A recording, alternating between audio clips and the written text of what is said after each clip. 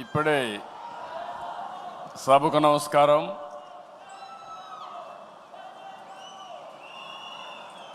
గట్టిగా అందరం కూడా ఎన్టీఆర్ అంటే గట్టిగా మీరు అమర్హయని గట్టిగా చెప్పాలి, రీసౌండ్ రావాలి. మీ నియోజకవర్గాల్లో కూడా ఈ శబ్దం వినిపించాలి. ఎన్టీఆర్, ఎన్టీఆర్, ఎన్టీఆర్, తెలుగుదేశం, తెలుగుదేశం, తెలుగుదేశం. ఇప్పుడే మనం చూసాం, యుగ పురుషుడు మనల్ని ఆశీర్వదించడానికి స్వర్గం నుంచి దిగొచ్చి నిండు మనసుతో ఆశీర్వదించాడు. అది కూడా మీరు ఒకసారి చూస్తే, నేను ఐటీ మాట్లాడాను, అప్పుడు నమ్మలేదు. ఇప్పుడు ఎన్టీ రామారావు గారే వచ్చి మనల్ని దీవించారంటే అది ఆర్టిఫిషియల్ ఇంటెలిజెన్స్ అని చెప్పి కూడా నేను మీకు తెలియజేస్తున్నా. ఆయన తెలిసిన వాళ్ళకందరికీ అర్థమవుతుంది. ఇలాంటి వినూత్నమైన కార్యక్రమాలతో మనం ముందుకు పోతున్నాం. మహానాడుకి సముద్రంలా పోటెత్తి వచ్చిన తెలుగు తమ్ముళ్లకు, చెల్లమ్మలకు, టీడీపీ వీరాభిమానులకి అందరికీ మరొక్కసారి నా నమస్కారాలు. మేము కొద్దిగా ఆలస్యంగా కొంతమంది వేదికపై నుండే నాయకులు వచ్చారు, కానీ మీరు మాత్రం 10 గంటలంటే డాట్ 10 గంటలకు ఈ హాల్ అంతా పూర్తయిందంటే అది మీకుండే కమిట్మెంట్ అని మరొక్కసారి విజ్ఞప్తి చేస్తున్నారు. మహానాడు తొలి రోజు పలు కీలక అంశాలపై మనం చర్చించుకున్నాం. నిన్నటి మహానాడు చర్చలు ఎంతో అర్థవంతంగా పార్టీని మరింత బలోపేతం చేసే విధంగా, రాష్ట్ర ప్రజలకు మేలు చేసే విధంగా సాగాయి. ఈరోజు మన పార్టీ వ్యవస్థాపక అధ్యక్షులు, తెలుగు తేజం, తెలుగు ప్రజల ఆత్మ గౌరవ శిఖరం, తెలుగు పౌరుషం, సినీ రాజకీయ సార్వభౌముడు శ్రీ నందమూరి తారక రామారావు గారి జయంతి. సాధారణంగా ఒక వ్యక్తిని కానీ, ఒక సినిమా హీరో కానీ, ఒక రాజకీయ నాయకుడిని కానీ కొంతమంది వ్యక్తులు, కొన్ని సమూహాలు, కొన్ని వర్గాలే అభిమానిస్తాయి. కానీ తెలుగు జాతి మొత్తం అభిమానించే, ఆరాధించే, గుండెల్లో పెట్టుకునే ఏకైక నాయకుడు నందమూరి తారక రామారావు గారు. ఎన్టీఆర్ జయంతి అంటే తెలుగు జాతికి ఒక పండుగ రోజు, ప్రతి ఒక్కరూ స్మరించుకునే రోజు. మనకు తెలిసిన, మన కళ్ళ ముందు కనిపించిన యుగ పురుషుడు ఒకే ఒక వ్యక్తి, ఎన్టీఆర్. ఒకే వ్యక్తి 2 రంగాల్లో రారాజుగా రాణించడం మనం చరిత్రలో చూడలేదు.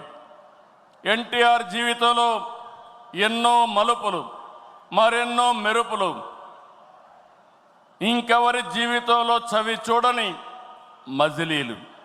ఒక సాధారణ ప్రభుత్వ ఉద్యోగ ప్రస్థానం మొదలుపెట్టి తెలుగు సినీ చరిత్రలో ఎవరెస్ట్గా ఎదగడం, ప్రజల కోసం పార్టీ పెట్టి ముఖ్యమంత్రి కావడం, ఇది అనితర సాధ్యం. ఎన్టీఆర్ జీవితం పూల పాన్పు కాదు, నిరంతరం పోరాటాలతోనే ఎదిగారు. స్వీయ క్రమశిక్షణ, నీతి నిజాయితీ, పట్టుదల ఆయన ఆయుధాలు. పాలు అమ్ముతూ చదువుకున్న, ప్రభుత్వ ఉద్యోగం చేసిన, సినిమాల్లో నటించిన, రాజకీయాల్లో వచ్చిన, ఆత్మ గౌరవాన్ని, ఆత్మాభిమానాన్ని వీడని నాయకుడని చెప్పి కూడా నేను మీకు తెలియజేస్తున్నా.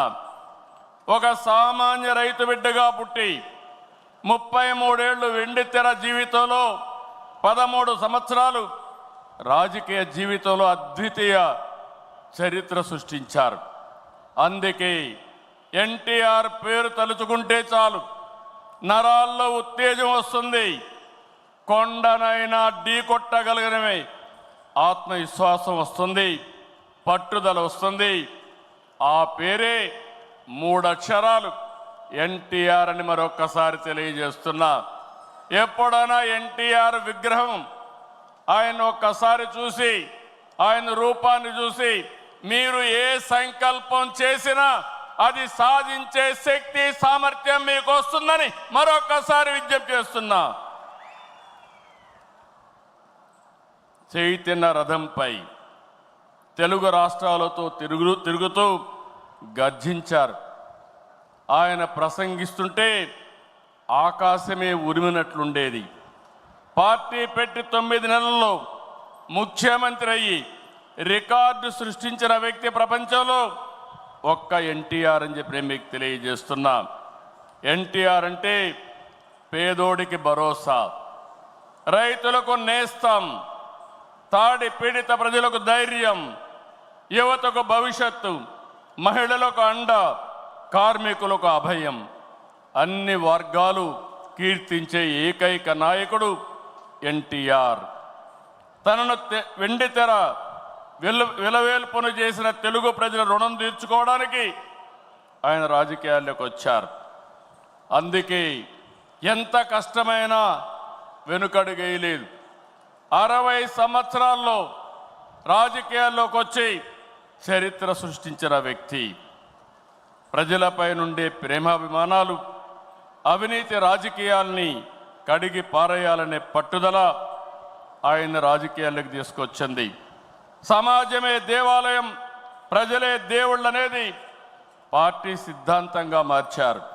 అధికారం అంటే బాధ్యతని చాటి చెప్పారు. పదవంటే సేవ చేసే అవకాశమని నిరూపించారు. పాలకులంటే సేవకులని చెప్పి దేశ రాజకీయాల అర్థాన్నే మార్చిన ఏకైక నాయకుడు ఎన్టీ రామారావు. ఎన్టీఆర్ పార్టీ పెట్టి కూడు గూడు గుడ్డ తన విధానం అని చెప్పారు. పార్టీలో ఇల్లు, నాగలి, చక్రంతో తన ప్రాధాన్యతలు వివరించారు. 43 ఏళ్ళు ఎన్టీఆర్ రూపొందించిన పసుపు జెండా శాశ్వతంగా ఉంటుంది. తెలుగు జాతి ఉన్నంత వరకు ఎన్టీఆర్ గుర్తుంటారు. ఈ జెండా ప్రజలకు సేవ చేస్తుందని చెప్పి కూడా నేను మీకు తెలియజేస్తున్నా. పసుపు జెండా అంటే దేశ రాజకీయాల్లో కొత్త ఒరవడికి నాంది పలికిన జెండా, తెలుగువారి అభివృద్ధి పదాన నడిపించిన జెండా, తెలుగువారి ఆత్మ గౌరవాన్ని చాటి చెప్పిన జెండా, తెలుగు ప్రజల్లో ఆత్మవిశ్వాసాన్ని నింపిన జెండా, ఆడబిడ్డలకు అండగా నిలిచిన జెండా, రైతన్నల కన్నీరు తుడిచిన వెన్నంటే ఉన్న జెండా, విజన్తో తెలుగు జాతికి విజయాన్నిచ్చిన జెండా, తెలుగు ప్రజల నమ్మకం, విశ్వాసం, భవిష్యత్తు, భరోసా తెలుగుదేశం జెండా. ఆ జెండా చూస్తూ ఉంటే ఎక్కడ లేని విశ్వాసం వస్తుంది. ఇది శాశ్వతంగా ప్రజలకు అండగా ఉంటుందని మరొక్కసారి ఎన్టీఆర్ సాక్షిగా మీ అందరికి విజ్ఞప్తి చేస్తున్నాం. సంక్షేమం, అభివృద్ధి, సుపరిపాలనతో కొత్త వరడికి శ్రీకారం చుట్టిన వ్యక్తి ఎన్టీఆర్. పేదవాడికి పట్టెడన్నం పెట్టాలని 2 రూపాయల కేజీ బియ్యం, అందరికీ పక్కా ఇళ్ళు, బడుగులకు జనతా వస్త్రాలు అందించారు.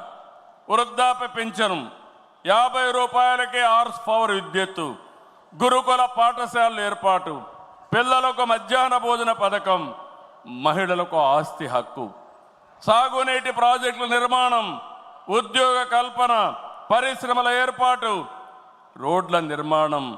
ఇలా సంక్షేమాన్ని, అభివృద్ధిని సమతుల్యం చేశారు. పటేల్ పట్వారీ వ్యవస్థ, సింగిల్ విండో విధానం, బీసీలకు, మహిళలకు స్థానిక సంస్థల్లో రిజర్వేషన్లు తీసుకొచ్చారు. రాజకీయాల్లో రాకమునిపే సేవాభావం ఉండే వ్యక్తి ఎన్టీ రామారావు గారు. 1952 సంవత్సరంలో రాయలసీమ కరువు వస్తే జోలి బట్టి డబ్బులు వసూలు చేసిన వ్యక్తి. 1962లో భారత చైనా మధ్య యుద్ధం వస్తే విరాళాలు సేకరించిన వ్యక్తి. 1965లో భారత్ పాకిస్తాన్ మధ్య యుద్ధం జరిగినప్పుడు 1972లో రాష్ట్రంలో కరువు వచ్చినప్పుడు 1977లో దివిసీమ ఉప్పెన మీరు చూస్తే వేలాది మంది చనిపోయారు. అలాంటి సమయంలో నేనుంటానని చెప్పి అండగా నిలిచిన వ్యక్తి నందమూరి తారక రామారావు గారని చెప్పి నేను మీకు తెలియజేస్తున్నా. మార్చి 29, 1982 తెలుగుదేశం పార్టీ ఏర్పడిన రోజు. నిన్న మార్చికి 43 సంవత్సరాలు. ఇప్పుడు మిమ్మల్ని చూస్తూ ఉంటే రోజు రోజుకు మీ ఆదరణ పెరుగుతూ ఉంది. 4 దశాబ్దాలైంది. ఎన్నో మైలురాళ్లు దాటాం, ఎన్నో విజయాలు, ఎన్నో అనుభవాలు. ఎన్టీఆర్ ఆశయాలు, సిద్ధాంతాలని ముందుకు తీసుకెళ్తున్నాం. ఆయన స్ఫూర్తితోనే సంక్షేమానికి, సంస్కరణలు, అభివృద్ధికి పెద్దపీట వేస్తున్నాం. 2024 ప్రజలిచ్చిన తీర్పు, విధ్వంసం నుంచి అభివృద్ధి వైపు ముందుకు పోతున్నాం. పేదరికం లేని సమాజం కోసం మన నాయకుడు తప్పించారు. ఆయన ఆశయం కోసరం నేను ఒకటే ఆలోచించాను, శాశ్వతంగా జీరో పావర్టీ.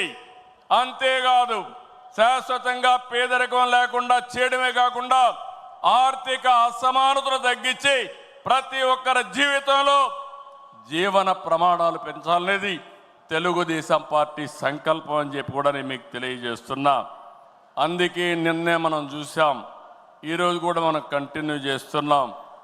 నా తెలుగు కుటుంబం 6 శాసనాలు, ఈ 2 కూడా ఒక గేమ్ చేంజర్గా తయారవుతాయి. నేను ఏమాత్రం అనుమానం లేదు, మీలో స్ఫూర్తి చూస్తున్నా.